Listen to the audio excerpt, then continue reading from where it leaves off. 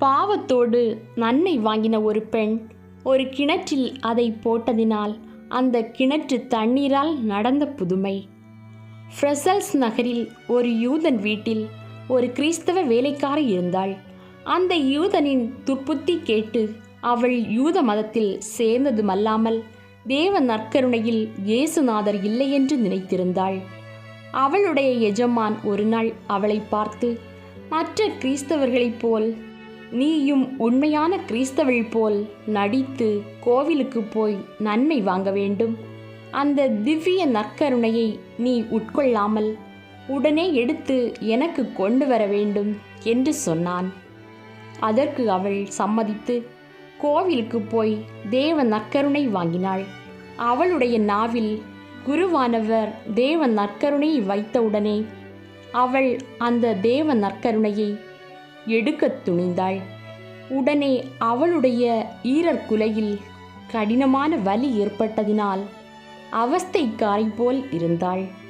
அவள் தன் பாவத்துக்கு தண்டனையாக அந்த வேதனை வந்தது என்று நினைத்து அதை மற்றவர்கள் அறியாதபடிக்கு தான் வாந்தி பண்ணுகிறது போல் நடித்து வெளியிலே வந்து கோவில் அருகில் இருக்கிற கிணற்றினருகே போய் சற்று நின்றாள்.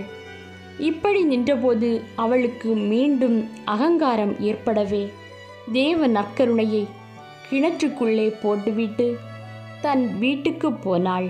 கிணற்றில் நற்கருணை விழுந்ததின் பயனாக அநேக புதுமைகள் நடந்தன.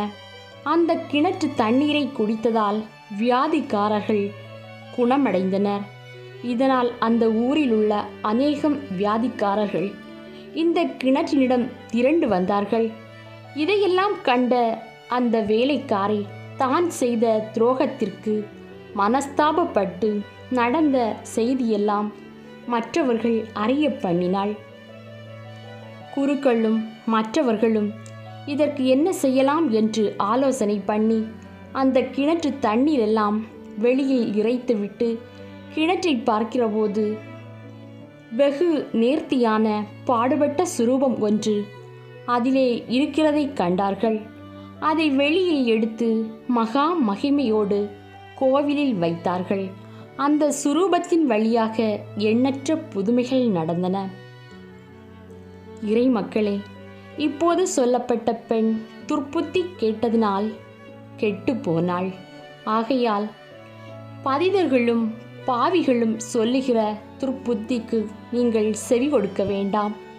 தேவ நற்கருணையை நல்ல ஆயத்தத்தோடு நீங்கள் வாங்கின பிறகு அதில் இருக்கிற இயேசுநாதரை பார்த்து, எங்கள் ஆத்துமத்துக்கு ஞான வைத்தியரே, எங்களிடத்தில் கோபமும் ஆங்காரமும் காய்மாக்கரமும் போசன பிரியமும் தேவ காரியங்களில் சோம்பலும் இவை முதலான வியாதிகள் இருக்கின்றன என்று சொல்லி காட்டி, தேவரீர் அந்த வியாதிகளை நீக்கி எங்களுக்கு ஞான சஞ்சீவியாய் இரும் என்று மன்றாட வேண்டும்.